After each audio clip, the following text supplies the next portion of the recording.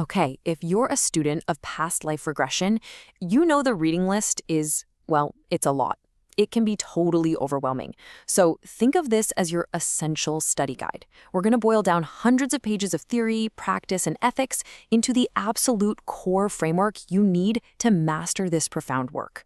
And we have to start right here with this quote. It really sets the tone for everything we're about to cover. This isn't some fun weekend diversion.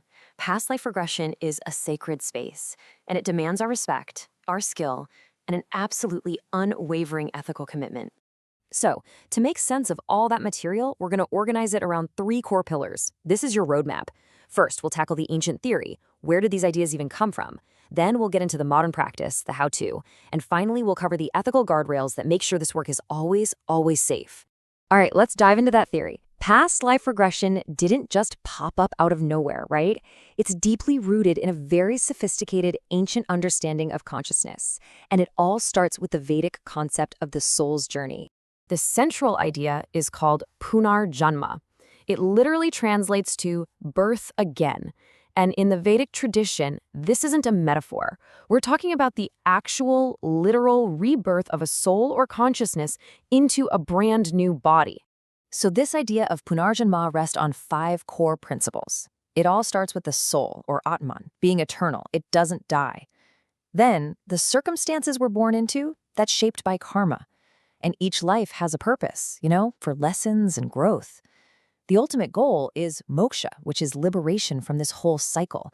And importantly, every single being is on this evolutionary path. Now, here's a really crucial distinction for any practitioner to know. In the Vedic view, an eternal, individual soul, the Atman, is what persists from life to life. But in the Buddhist view, there's no permanent self. Instead, it's more like a continuous stream of consciousness that carries on. It's a subtle difference, but a really important one. Okay, so if the soul is eternal and rebirth is the mechanism, how does it actually work? I mean, what are the mechanics? The Vedic texts actually give us a surprisingly detailed map of the soul's journey from one life to the next. It's a whole cycle. First, the physical body dies, but that's just the vehicle. Consciousness keeps going, carried by what's called the subtle body. Then, it enters this in-between state. You might have heard it called the bardo for a life review. Based on karmic lessons it needs to learn, the soul is drawn to a new birth. It incarnates into an embryo. And then, this is key, a veil of forgetting descends right at birth.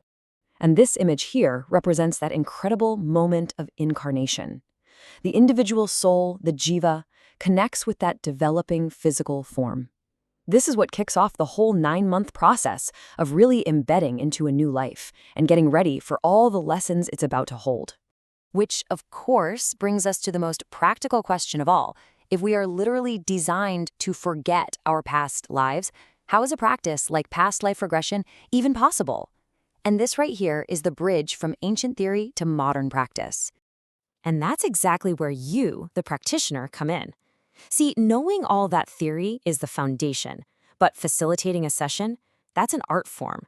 It's all about moving from just knowing the stuff to skillfully and responsibly applying it. I absolutely love this analogy. You're not some technician just imposing a process onto a client. You're a sculptor, and you have to listen to the stone. Every single client is different. The real art is in that dance, that conversation between your technique and their inner world. So let's get super practical. Here is a classic challenge every new practitioner faces. Your client is in a trance, but their experience is kind of faint, like a fuzzy dream. How do you help them go deeper into that memory? The key is to move beyond just sight. You use this amazing technique called sensory saturation, where you systematically engage every single sense. You start asking, what do you hear right now? What do you feel on your skin? Are there any smells in the air? By layering all these sensory details, your client moves from just watching a memory to being fully in it. Honestly, it is a total game changer of a skill.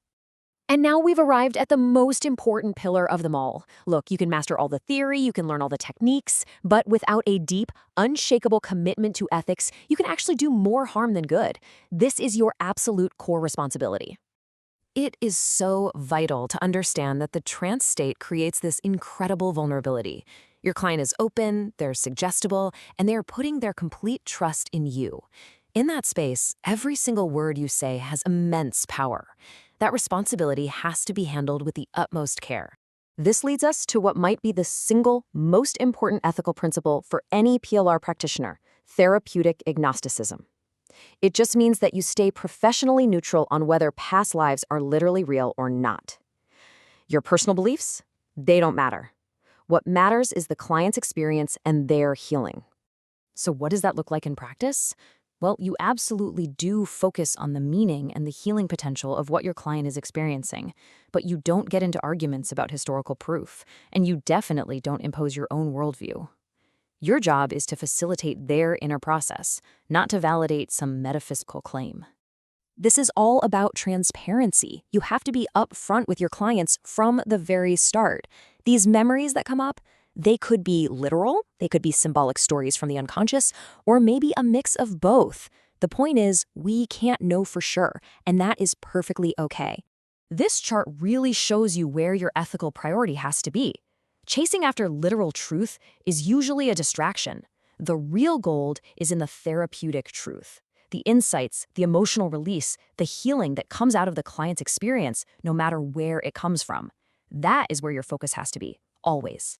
Exactly. You're not a historical detective trying to solve the puzzle of the past. You're a guide. You're helping your client find the wisdom and the healing that's held within the pieces of their own experience, no matter where those pieces come from. And really, it all comes down to this. This has to be the bedrock of your entire practice. Every decision you make, every single word you say has to be filtered through these principles. Create safety, make sure the client is fully informed, and above all else, first, do no harm. And so we're going to end with the central question that every practitioner really needs to hold. What's our ultimate goal here? Is it to prove history, or is it to facilitate healing?